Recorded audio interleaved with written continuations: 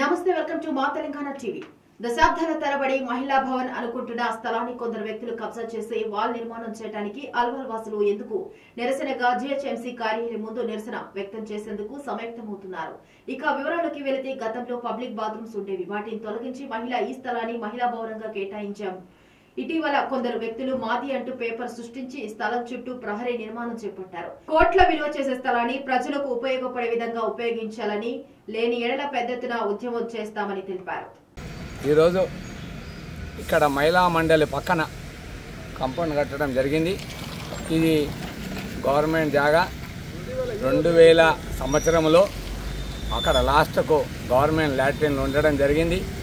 ఏదైతే government scheme తెచ్చిందో private public లాట్రిన్లు తీసేసి ఇంటింటికి లాట్రిన్ కట్టే స్కీములో అందరికీ లాట్రిన్లు కట్టించి ఇక్కడ గవర్నమెంట్ లాట్రిన్లు తీయడం జరిగింది.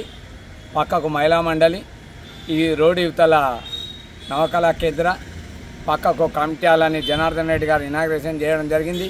ఆ పక్కన స్కూల్ ఉండడం జరిగింది. ఇది ఈరోజు కాంపౌండ్ కట్టడం జరిగింది. ఇట్లా 4 సార్లు 5 సార్లు ఇక్కడ కాంపౌండ్ కట్టడం జరుగుతున్నట్టే.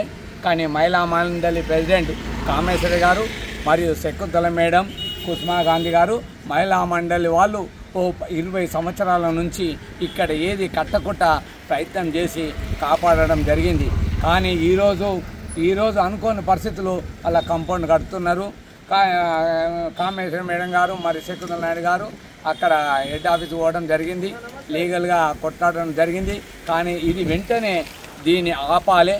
ఏదున్నా డాక్యుమెంట్ వైజ్ కానీ ఏదున్నా ఇల్లీగల్గా ఉంటుందని నా అభిప్రాయం. ఎందుకంటే వెనుకడికి కిషన్ ప్రసాద్ గారు వాళ్ళ జాగాలు ఇవన్నీ పోలీస్ స్టేషన్ కానీ దేవాలయం కానీ మన మున్సిపల్ ఆఫీస్ కానీ ఇక్కడ ఏది సందర్భం ఉన్నా ఆ కిషన్ ప్రసాద్ గారు వాళ్ళ ముని మన్మడు ఇప్పుడు బాలాజీ వెంకటేశ్వర స్వామి గారి గుడికి చైర్మన్ గారు ఉన్నారు. అతనికి ఐడియా ఉంటుంది. ఆ రోజు ఇవన్నీ దానాలు ఇచ్చిన పరిస్థితి.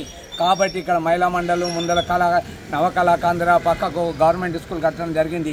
ఇది ఖచ్చితంగా ఇల్లీగల్ కడుతున్నారనే ఆలోచనలో ఉన్నాం. కాబట్టి దీన్ని సేవ్ చేసి మహిళా మండలి కానీ లేకపోతే మహిళా భవన్ కానీ కట్టాలని మనం చేస్తాం.